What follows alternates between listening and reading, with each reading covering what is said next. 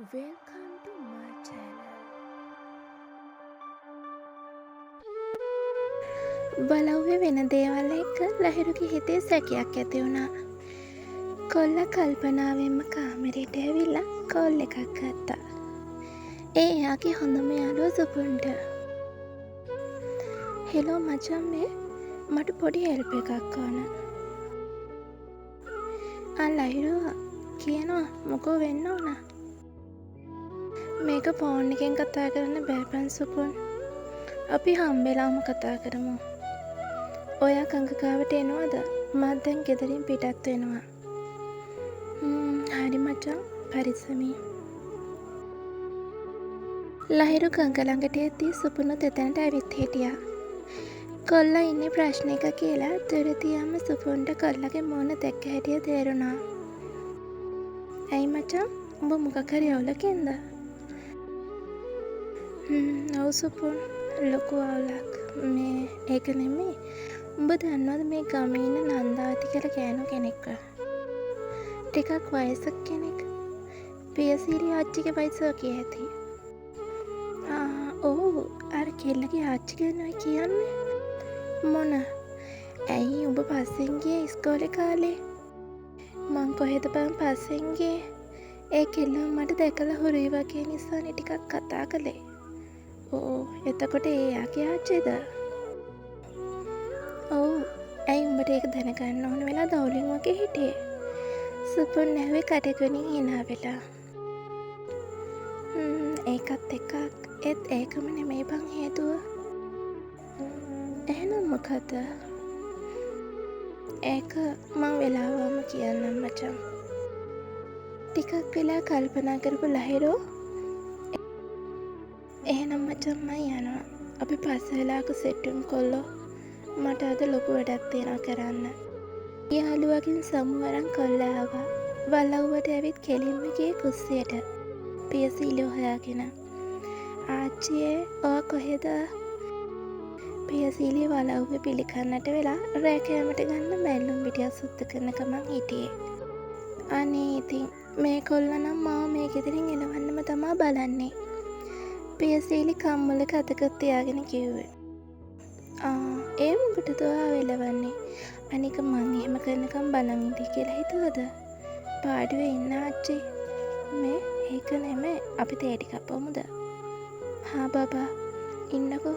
මං විගහට දර ටික ලිපට කරලා වතුර කේතලයක් රත් කරලා ගන්නවා.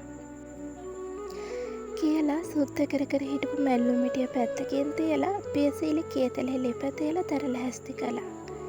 ඔය අතරේ තමා කොල්ලා වැඩේට බැස්සේ.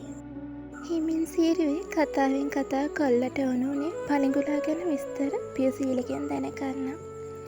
ඉස්කෝලේදී කෙල්ලට හොරෙන් ගහගත්ත ෆොටෝ එක හොයලා ගත්ත ලහිරු ඒක පියසීලිට පෙන්නන ගමන් හරි ලස්සන ළමෙක් නේද ආච්චි කියලා කිව්වා. කෙල්ලව දකින්නත් එක්කම ඔළුව වනලා ඔව් කියලා කිව්වත් ෆොටෝ එක දැකලා පියසීලිගේ මූණට ආව හිනාව නැති වෙන්න වැඩි වෙලාවක් ගියේ නෑ. ඒක කොල්ලත් බලාගෙන. ඒත් වෙනසක් පෙන්නන්නේ නැතුවම කතාව ඉස්සරහට කරන් ගියා. ආච්චි දන්නවද මේ ළමයාව? දවසක් අපි රැක් එකක් දුන්නා. ආයේ අමතක නොවෙන්නම ඒ කෙල්ලට. කොල්ලා ඒ කතාව කිව්වේ කොහොම හරි පියසීලිගේ විස්තර දැනගන්න අදහසින්. කොල්ලා හිතුවා වගේම වැඩේ සාර්ථක වුණා. අර මොකද බබායේ පව් අහිංසක කෙල්ල රෝස මලක් වගේ. කඩ පොඩ්ඩක් සැර වුණාට මොකද හිත හොඳයි. පුංචි කාලේ ඉඳන් අම්මා තාත්තගේ ආදරෙන් නැතුව ආච්චි අම්මා එක්ක හැදෙන කෙල්ලනේ. පව් අසරණී. පියසීලි දිග හුස්මක් පිට කරලා කිව්වා. අන්න හරි ආච්චි. ඔහම දිගටම කියාගෙන යන්න. කියලා ලහිරු හිත යටින් සතුටු වුණා. ඇස්වහක් කඩවහක් අතින්න එපා දෙයනේ. අපේ චූටි මැනිකේ වගේමයි. චූටි මැනිකේ? කවුද ආච්චියේ? එයාගේ අම්මවද?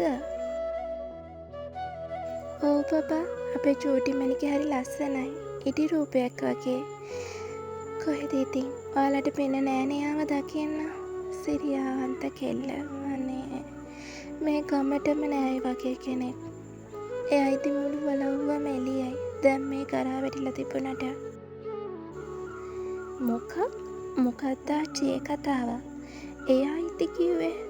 එයා කවුද අපේ? ලහිරු හිතලා ඇහුවා නෙමේ. කොල්ලට ඉබේම ඇහුණා. දෙයෝ සාකි මම මේ මොනවද කළේ? හාමු මහත්තයා දැනගත්තොත් මං වසලා හමාරයි. දැන් මොකද කරන්නේ? පියසීලි කල්පනා කළා. නෑ බබා මම මේ කිව්වේ එයා ජීවත් වෙලා ඉන්න කාලේ අපේ වලව්වේ වැඩට ආවනේ. ඒක ගැන. පියසීලි එහෙම කිව්වට මොකද? දැන් කොල්ලගේ හිතේ තියෙන සැකේ වැඩි වෙනවා මිසක් අඩුවක් නම් වෙන්නේ නෑ. ඒ ළමයාගේ අම්මා තාත්තට මොකද උනේ ආච්චි? ලහිරුට ඒ අයට මොනවද උනේ කියලා දැනගන්න ඕන වුණා. මං හරියටම දන්නේ නෑ බබා. එක පාරටම වගේ දෙන්න නැති වුණේ. ඔය හිටියට ඒ අහිංසකී තාම තමන්ගේ අම්මා තාත්තව ඇස් දෙකටවත් දැකලා නෑ. අම්මා කියන්නේ නන්දාවතීට. පව්. කොයි? අර උදේ ආවේ එයාද? ඒ වෙලාවේ නම් පියසීලිගේ කටේ ලොක්කු වුණා. මගේ මෝඩකමට ඕන එකයි එපා එකයි ඔක්කොම කියවෙනවා. ෂෙක්. පියසීලි තවත් වචනයක්වත් කියන්න කියේ නෑ. ඇහුනේ නෑ වගේ හිටියා. එතනින් එහාට යම පියසීලිගෙන් දැනගන්න බැරි බව කොල්ලට තේරුණා. ඒ නිසාම කතාව වෙනතකට පෙරළු ලහිරු හරි ආච්චි. දැන් මට ඒකක් හදලා දෙන්නකෝ. අනේ මන්ද ඉතින්. ඔයාටත් ඉතින් ඕක දුපේ කතා කරන්න තියෙනවා නම් අනිත් වැඩ ඔක්කොම අමතකයි. කොල්ලා එහෙම කිව්වේ පියසීලිගෙන් තමන් ඒ දේවල් ඇහුවේ නිකමට කියලා අඟවන්න ඕන නිසා. Thank you for watching this video. If you enjoyed this, please hit the like button and bell notification icon.